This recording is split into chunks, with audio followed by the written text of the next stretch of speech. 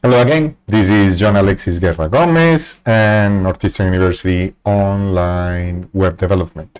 This is week 8 and we are going to continue talking about React. That is the topic that we started yesterday.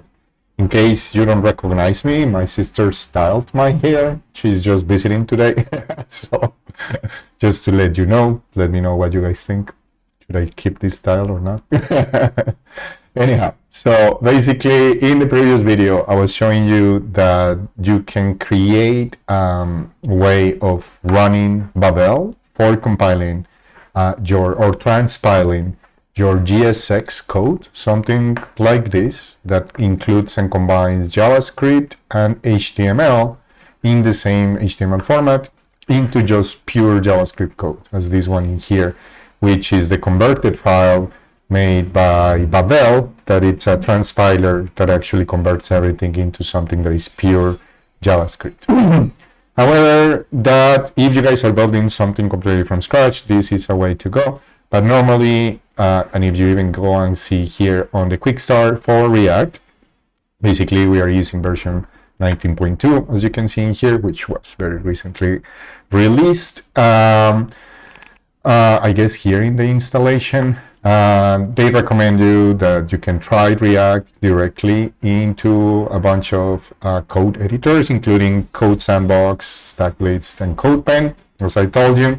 But then you can also create your own React app. And then for that, there is, like here, if you take a look at the frameworks that they have recommended, they do have Next.js. By the way, if you guys are into vibe coding, this could be like an interesting framework to use because a lot of people use the combination of TypeScript and Next.js.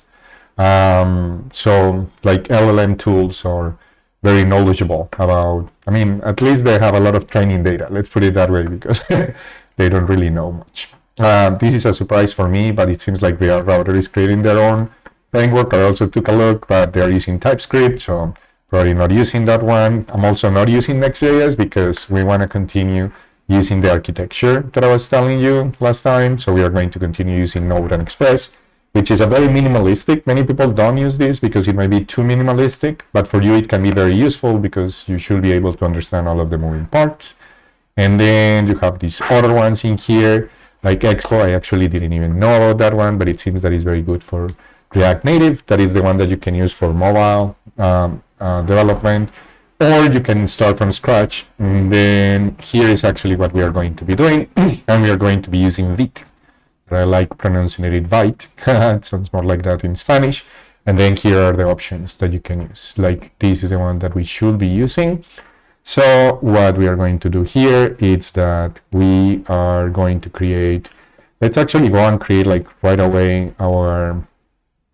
Let's call it frontend. And if you remember in my previous videos, you will know why we are doing that. So basically for that, what we are going to do is that we are going to call npm create, which is actually something that is more recently added into npm. And then we are going to be calling Vite the latest versions of Vite. And then the next part, it's the name of my application. I'm going to call it frontend, and you're going to see why in a second. And we are going to use the template React. This is very common also in command line interfaces. When you use that, it's like the next things are going to be options. I think it's what it is saying in there. I'm not sure, but let's go with that. So when you run that, if you don't have Vite installed, then it's going to ask you to do that, or it seems like I do. This one is experimental. I actually don't know what it is, but I have used rolldown before, so I have to explore that later. But for the moment, I'm going to say no. I am going to be using npm, so yes for that. And then it's creating like the frontend folder, which is what I want, and it's installing the dependencies for that. So the thing this is going to be doing, if you remember what we were doing before on this file, remember that we were using the React and React DOM modules. So if we take a look, this is actually starting like a full server. Beautiful. So it started the full server. So now I can start playing with that. Let me start this reload that we had from the previous one, and then start another terminal. And in there, I'm just going to open my Visual Studio Code, but in the front-end folder. So in the frontend folder, I run this, and then you can see this is our basic application. So basically, this is going to include our usual suspects. As I was telling you, these are the two, like the main requirements that we are going to have, React and React DOM. Vite is actually adding its own ESLint, and the only thing that it doesn't have in there, it's actually prettier. So we probably are going to be adding that. For the moment, let's start with that. And then especially, let's start with this for the moment. And then you have here your Vite config, and then we have your ESLint config. So these are the different versions that we're going to be using. So we are going to be using modules. This one is for saying that we want to use GSX modules. And then, this is nice. This one I didn't have before. I was planning on adding this module that I saw in the documentation. I didn't know that one either. And then it's using double quotes, which is what I want. So I'm liking that, but I guess the one that is using double quotes, it's prettier, okay? So, and then what it does is that it creates the null modules, typical one. Then it has a public folder, and then it has a source folder. And it also has this index.html file. And then basically on that index.html file is where you're going to have your root, the root of your application. So if you remember, in the one that we were creating, I created this target. And that's where I didn't make too much emphasis on that, but that's where React was being rendered. In this case, I'm actually going to be, like in Vite, we are going to be rendering in everything that has this root. So if you actually put something in there, then you can see it before, and it's because of the CSS that we are putting in there. For instance, in here, John or whatever, that should show up John somewhere. Actually, in here, you can see, because of the CSS, again, that we're using, it is distributing things like that.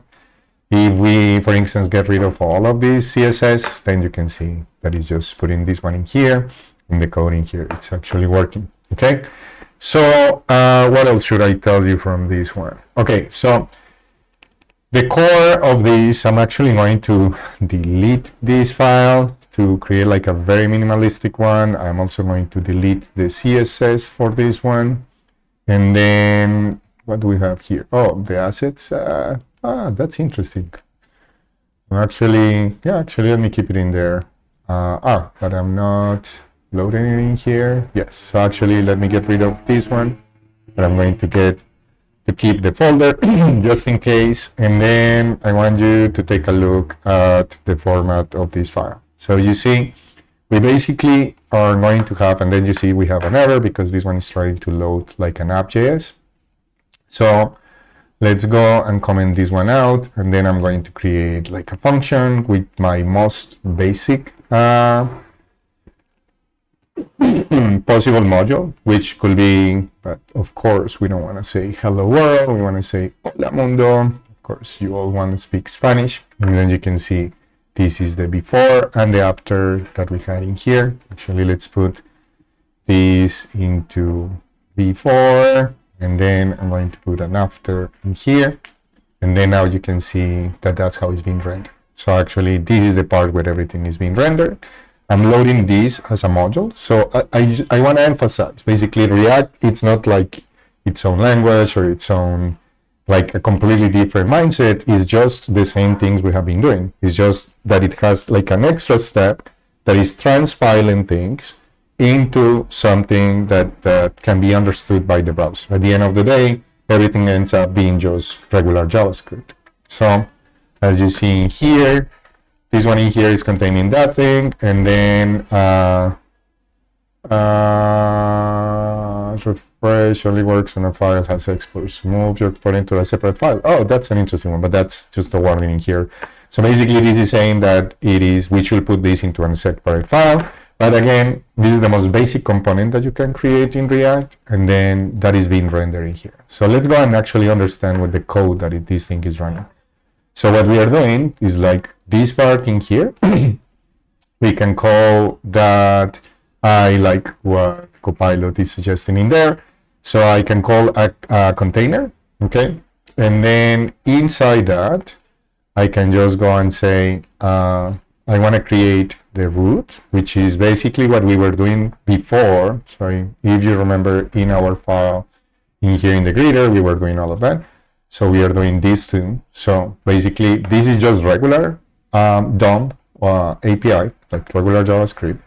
And then I'm creating a container. This is an HTML element. When you do this one, so if I do this one, and then I do that, basically what I'm doing is that I'm wrapping that element, HTML element, into a React kind of element, like enhance, and that element is going to have this render method.